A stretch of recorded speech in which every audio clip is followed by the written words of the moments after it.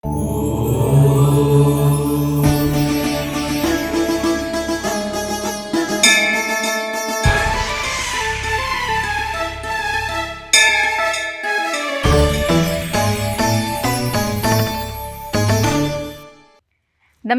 ETV life ఆధ్యాత్మిక channel తీర్థయాత్ర కార్యక్రమానికి స్వాగతం. శివ అనే 2 అక్షరాలు పాపాలను దహించి వేస్తాయి. శంకర అంటూ చేసే ఆరాధనలు ఆపదలు తొలగిస్తాయి. అందువలనే భక్త ప్రపంచం ఆ పరమేశ్వరుడి పాదాల దిశగా పరుగులు తీస్తూ ఉంటుంది. ఆ స్వామి నామస్మరణతో తరిస్తూ ఉంటుంది. అలాంటి ఆ దేవదేవుడు కొలువైన క్షేత్రాలలో జ్యోతిర్లింగ క్షేత్రాలు మరింత విశిష్టతను సంతరించుకొని కనిపిస్తాయి. మహారాష్ట్ర ఔంఢలోని నాగనాథ జ్యోతిర్లింగ క్షేత్రమే నేటి మన తీర్థయాత్ర. విశ్వేశ్వరాయ నరకాంతకతారణాయ కర్ణామృతాయ శశిశేఖరధారణాయ కర్పూరకాంతిధవళాయ జటాధరాయ దారిద్ర్య దుఃఖదహనాయ నమః శివాయ దారిద్ర్య దుఃఖదహనాయ నమః శివాయ గౌరీ ప్రియాయ రజనీశ కళాధరాయ కాలాంతకాయ భుజగాధిప కంకణాయ గంగాధరాయ గజరాజ విమర్దనాయ దారిద్ర్య దుఃఖదహనాయ నమః శివాయ దారిద్ర్య దుఃఖదహనాయ నమః శివాయ. మహారాష్ట్ర మహాదేవుడి మనసుకు నచ్చిన ప్రదేశంగానే చెప్పుకోవాలి. ఇక్కడ మహాశివుడు ఆవిర్భవించిన జ్యోతిర్లింగ క్షేత్రాలు 5 ఉన్నాయి. వాటిలో ఒకటిగా నాగేశ్వర జ్యోతిర్లింగం అలరారుతోంది. 12 జ్యోతిర్లింగ క్షేత్రాలలో 8వ జ్యోతిర్లింగమే నాగేశ్వరం. ఇది హింగోలి జిల్లా పరిధిలో ఆహ్లాదకరమైన ఆధ్యాత్మిక కేంద్రంగా అలరారుతోంది. అడుగడుగున అనేక విశేషాలను ఆవిష్కరిస్తోంది. ఓం నమః శివాయ.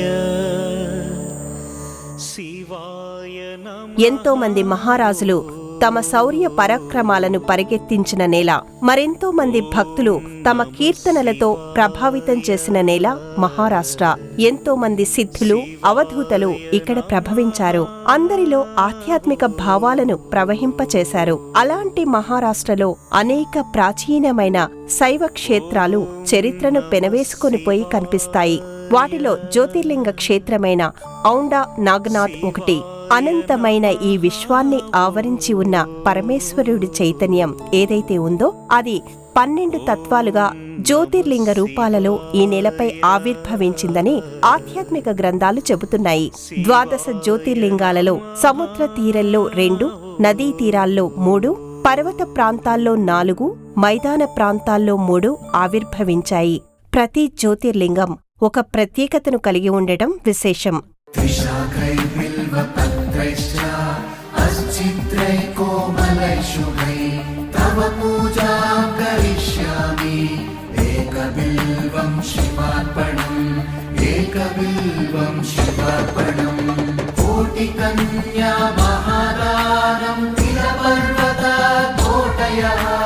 కాంచనం శైలదానేన ఏకబిల్వం శివార్పణం ఏకబిల్వం శివార్పణం.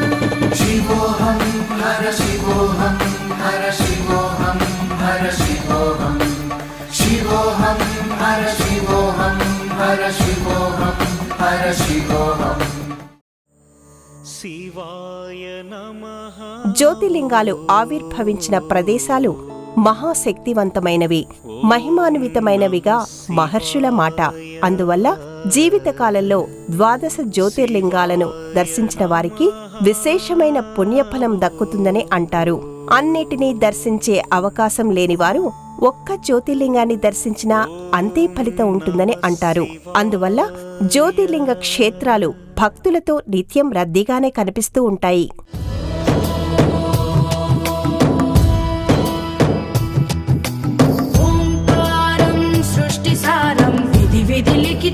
మోక్షదక్షం సుభిక్షం గంగాంగం దివ్యలింగం గజముఖ వినుతం సాన్నపూర్ణ సమక్షం వేదార్థం వ్యాసపీఠం సురముని సహితం శాంతికాంతం సుఖాంతం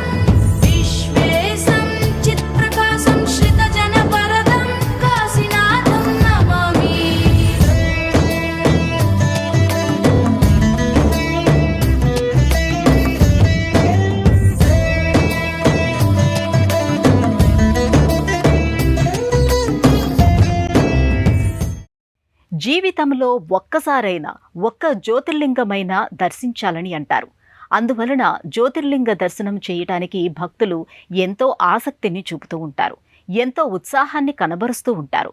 అందువలన ఔండ నాగనాథులోని నాగేశ్వర క్షేత్రాన్ని దర్శించడానికి భక్తులు పెద్ద సంఖ్యలో తరలివస్తూ ఉంటారు. బస్టాండ్కి ఎదురుగా ప్రధాన రహదారికి పక్కనే ఆలయానికి సంబంధించిన ప్రవేశ ద్వారం ఆహ్వానం పలుకుతూ కనిపిస్తుంది. ఔండా నాగనాథ్ ఆలయానికి వెళుతూ ఉంటే దారికి ఇరువైపులా పూజా సామగ్రిని విక్రయించే దుకాణాలు కనిపిస్తూ ఉంటాయి. పూజా సామగ్రిని తీసుకుని అక్కడి నుంచి కాస్త ముందుకు వెళితే ఒక ప్రత్యేకమైన వేదికపై ఏర్పాటు చేసిన అహల్యాబాయి హోల్కర్ నిలువెత్తు విగ్రహం కనిపిస్తుంది. అహల్యాబాయి 17వ శతాబ్దానికి చెందిన హోల్కర్ వంశపు రాణి. తన భర్త ఖండేరావు హోల్కర్ మరణానంతరం ఆమె సింహాసనాన్ని అధిష్ఠించారు. అహల్యాబాయి మహారాష్ట్ర అహ్మద్ నగర్కి చెందిన చురుకైన యువతి. ఆమె ధైర్య సాహసాలు, ఆధ్యాత్మిక చింతనను గురించి ఇక్కడి ప్రజలు కథలు కథలుగా చెప్పుకుంటూ ఉంటారు. తన పరిపాలనా కాలంలో ఆమె ఎన్నో ధర్మశాలలు, ఆలయాలను నిర్మించారు. అలాగే మరెన్నో ప్రాచీనమైన ఆలయాలను పునరుద్ధరించారు. అలా ఆమె ఔండా నాగనాథ్ ఆలయాన్ని కూడా పునరుద్ధరించారు. అందుకు గుర్తుగా ఇక్కడ ఆమె మూర్తిని ఏర్పాటు చేశారు.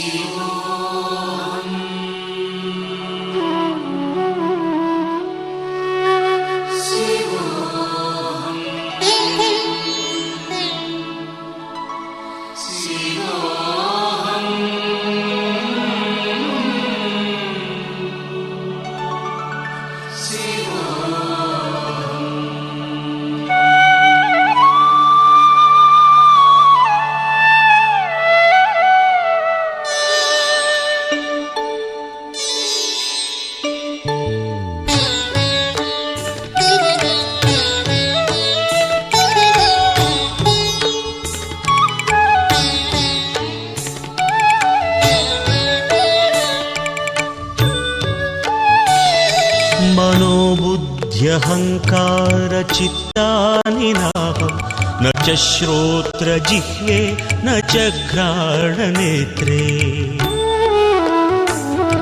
न च व्योमभूमिर्न तेजो न वायुः चिदानन्दरूप शिवोऽहं शिवोऽहं चिदानन्दरूप शिवोऽहं शिवोऽहम्.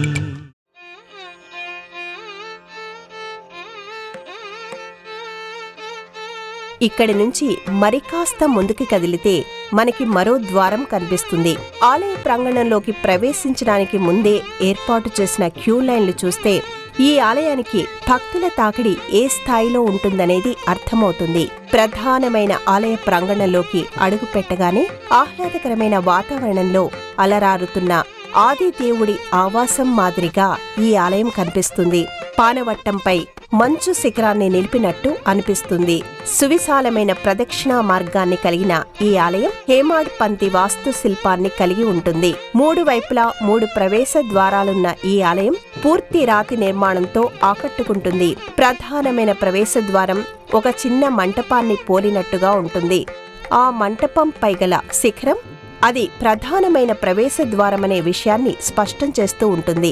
13వ శతాబ్దంలో యాదవరాజులు నిర్మించిన ఈ ఆలయం ఆ తర్వాత పునర్నిర్మాణాలు జరుపుకుంటూ వస్తోంది. మొదట్లో పశ్చిమ చాళుక్యులు సామంతులుగా ఉన్న యాదవరాజులు ఆ తర్వాత కాలంలో స్వతంత్రులుగా ప్రకటించుకున్నారు.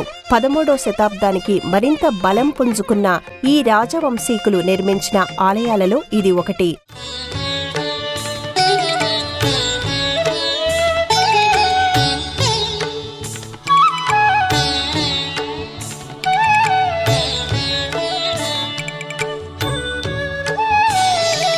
न च प्राणसंज्ञो न वै पञ्चवायुः न वा सप्तधातुर्न वा पञ्चकोशाः न वाक्पाणिपादं न चोपस्थपायु चिदानन्दरूप शिवोऽहं शिवोऽहं चिदानन्दरूप शिवोऽहं शिवोऽहम्. शिवोऽहं शिवोऽहं शिवोऽहं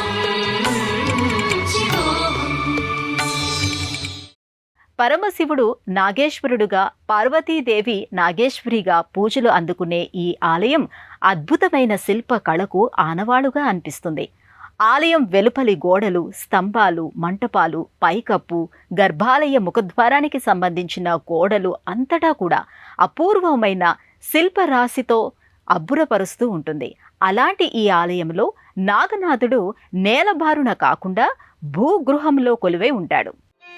నాగనాథుడి ఆలయం వేదిక పైభాగం నుంచి శిల్పకళ మొదలవుతుంది.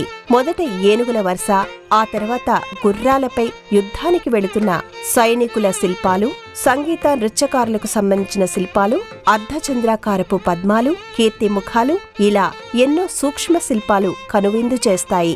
ఆ తర్వాత భాగంలో వివిధ దేవతామూర్తులకు సంబంధించిన శిల్పాలు నయనానందాన్ని కలిగిస్తూ ఉంటాయి. ప్రతి గోడ అద్భుతమైన శిల్పాల దుప్పటిని అందంగా చుట్టుకున్నట్టుగా అనిపిస్తుంది.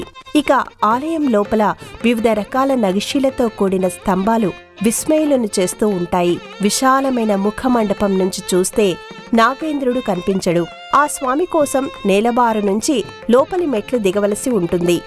సాధారణంగా నాగలోకం పాతాళంలో ఉంటుందని అంటారు. అందుకు తగినట్టుగానే ఇక్కడి నాగేశ్వరలింగం భూమికి దిగువ భాగంలో ఉంటుంది.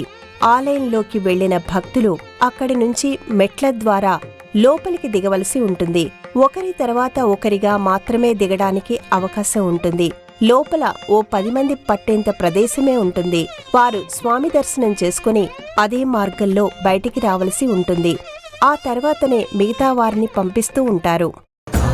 క్షేత్ర నివాసం చ కాలభైరవ దర్శనం ప్రయాగే మాధవం దృష్ట్వా ఏకబిల్వం శివార్పణం ఏకబిల్వం శివార్పణం ఇందువారే రతం స్థిత్వా నిరాహారో మహేశ్వరః రక్తం భౌష్యామి దేవేశ ఏకబిల్వం శివార్పణం ఏకబిల్వం శివార్పణం శివోహం హర శివోహం హర శివోహం హర శివోహం శివోహం హర శివోహం హర శివోహం హర శివోహం.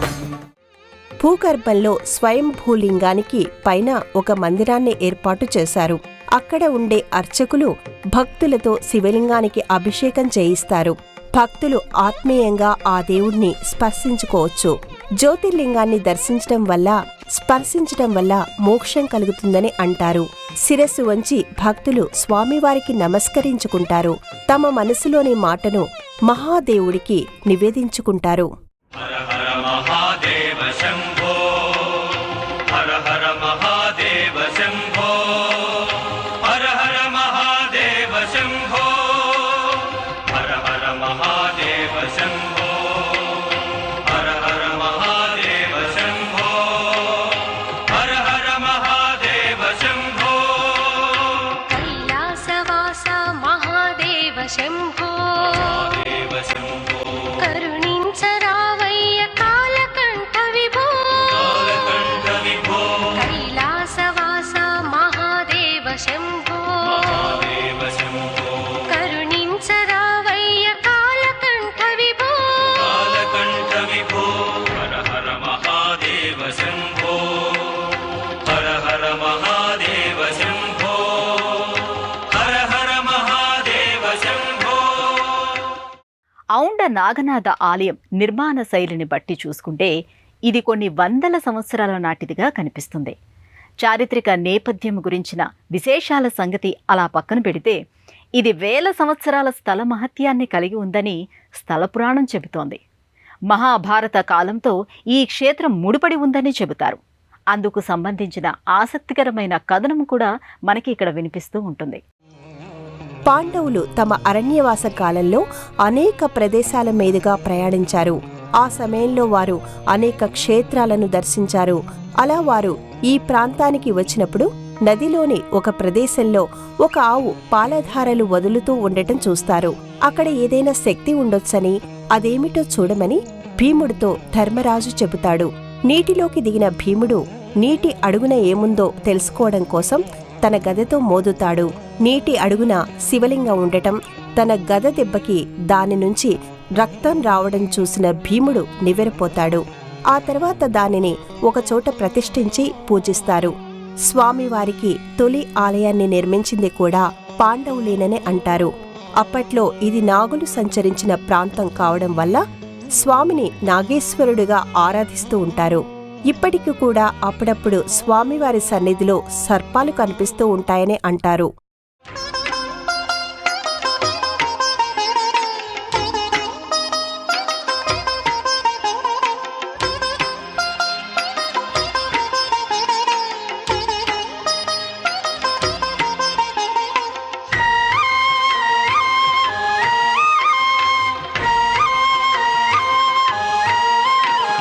హర హరాయని నిన్ను నూరార స్మరింప పాపముల శాపముల హరింప చేతువట పురహరాయని నిన్ను మనసార ప్రార్థింప కొంగు బంగారమై కోర్కెలీడేతువట హర హరాయని నిన్ను నూరార స్మరింప పాపముల శాపముల హరింప చేతువట పురహరాయని నిన్ను మనసార ప్రార్థింప కొంగు బంగారమై కోర్కెలీడేతువట శరణన్న భక్తుల కటాక్ష వీక్షణముతో రక్షించి ముక్తి పథమును ప్రసాదింతువట కైలాసవాస మహాదేవ శంభో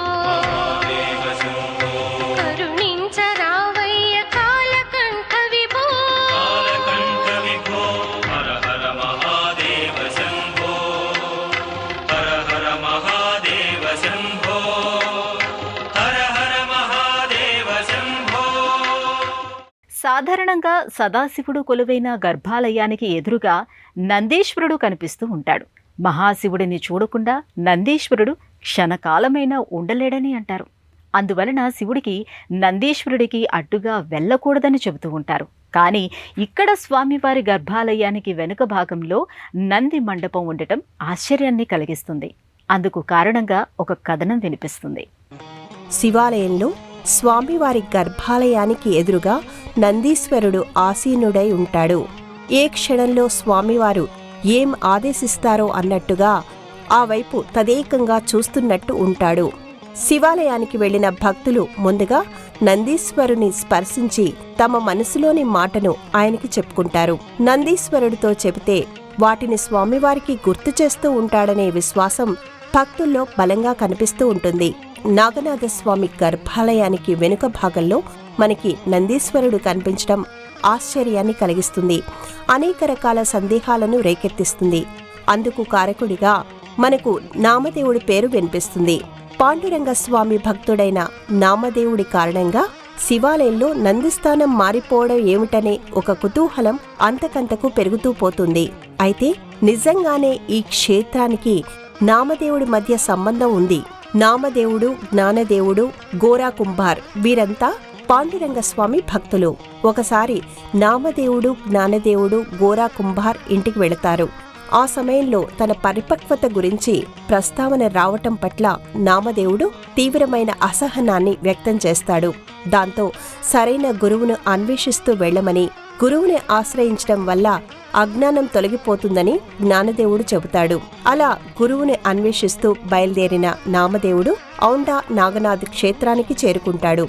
ఇక్కడే ఆయన విశోబా అనే సాధువును చూస్తాడు. ఆ సమయంలో విశోబా నేలపై నిద్రిస్తూ తన పాదాలను శివలింగంపై పెడతాడు. అది చూడగానే నామదేవుడు తీవ్రమైన ఆగ్రహావేశాలకు లోనవుతాడు. శివలింగంపై నుంచి కాళ్లు తీయమని కోపంగా అంటాడు. అందుకు విశోబా నవ్వుతాడు. తన పాదాలను కాస్త పక్కకి జరిపి శివుడు లేని చోట పెట్టమని కోరతాడు. దాంతో నామదేవుడు అతని పాదాలను పట్టుకొని విసురుగా పక్కకి జరిపి కింద పెట్టబోతాడు. వెంటనే అక్కడ ఒక శివలింగం ప్రత్యక్షమవుతుంది. అలా విశోబా పాదాలను ఎక్కడ ఉంచడానికి ప్రయత్నిస్తే అక్కడి నుంచి శివలింగాలు మొలుచుకు వస్తుంటాయి. అప్పుడు అతను సామాన్యుడు కాదనే విషయం నామదేవుడికి అర్థమవుతుంది. భగవంతుడు సర్వవ్యాపి అనే విషయం అర్థమవుతుంది. విశోబాను తన గురువుగా స్వీకరించిన నామదేవుడు తనకి గురువుని చూపించిన శివుడిని కీర్తిస్తూ పాడుతూ ఉంటాడు. అప్పుడు ఆలయంలోని కొంతమంది భక్తులు అసహనాన్ని వ్యక్తం చేస్తారు. ఆలయానికి వెనుక వైపు వెళ్లి పాడుకోమని చెబుతారు. నామదేవుడు స్వామివారి ఆలయానికి వెనుకగా వెళ్లి పరవశించిపోయి పాడుకోవడం మొదలు పెడతాడు. అప్పుడు ముఖద్వారంతో పాటు ఆలయం ఆ వైపు తిరిగిపోయిందంట. అందువలన నందీశ్వరుడు ఆలయానికి వెనుక వైపుకు వచ్చాడని అంటారు. ఇలా ఎన్నో విశేషాలను సంతరించుకున్న ఈ ఆలయంలో ప్రతి సోమవారం, అమావాస్య, పౌర్ణమి తిథులలోనూ మహారాత్రి, మహాశివరాత్రితో పాటు శైవ సంబంధమైన అన్ని పర్వదినాల్లోనూ ప్రత్యేకమైన పూజలు, సేవలు నిర్వహిస్తూ ఉంటారు. ఇతర ఉపాలయాల్లోనూ గణపతి, నీలకంఠేశ్వరుడు, చింతామణేశ్వరుడు, భండారేశ్వరుడు, దత్తాత్రేయుడు, రుక్మిణీ సమేత పాండురంగ స్వామి పూజలు అందుకుంటూ ఉంటారు.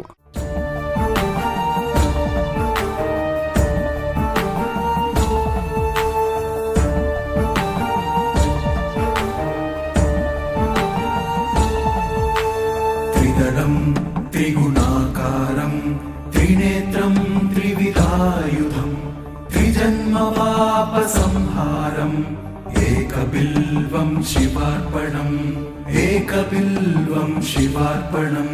త్రిదళం త్రిగుణాకారం త్రినేత్రం త్రివిధాయుధం త్రిజన్మ పాప సంహారం ఏకబిల్వం శివార్పణం ఏకబిల్వం శివార్పణం.